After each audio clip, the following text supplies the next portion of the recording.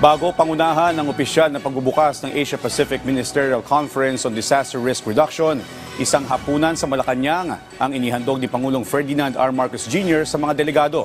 Dito ay giniit ng Pangulo ang kahalagahan hindi lang ng katatagan, kung hindi maging ng kahandaan sa pagharap sa mga kalamidad. Si Clazel Pardilla sa sentro ng balita.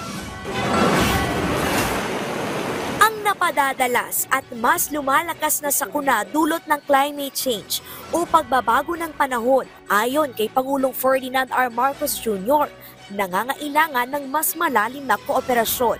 Kaya sa ministerial dinner kagabi, binigyan diin ng punong ehekutibo ang kahalagahan ng Asia-Pacific Ministerial Conference on Disaster Risk Reduction. Kalahok dito ang 69 na bansa sa iba't ibang panig ng mundo. Kinabibilangan ng mga pinakamatataas na leader, kawani ng gobyerno, civil society, pribadong kumpanya at akademya. Layo nitong pag-usapan ang mga epektibong pagtugon sa mga parating na kalamidad, gawing matatag at sustainable ang ating rehiyon sa harap ng climate change.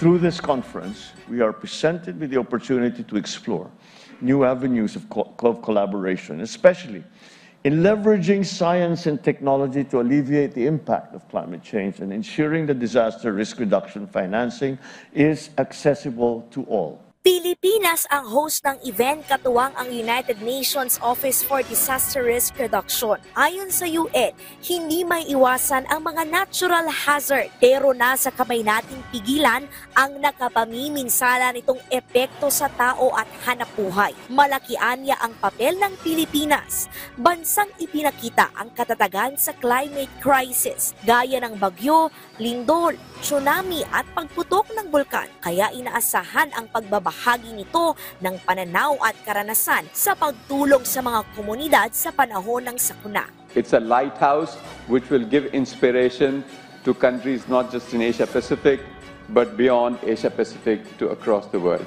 All the work the policy wonks do, the technical experts do, has to all come together at the level of communities.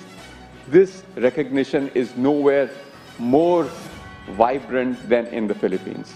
The second thing why Philippines is lighthouse. You work across sectors. The third, civil society engagement. Inaasahan ang pagpapalitan ng best practices at ang pag-iinvest sa mga estratehiya para mabawasan ang epekto ng climate change at lalo pang mapaglalim ang pakikipagkaibigan ng bawat bansa. Nagsimula ang pagpupulong kahapon at magtatagal hanggang October 18. Clazel Pardilla para sa Pambansang TV sa Bagong Pilipinas.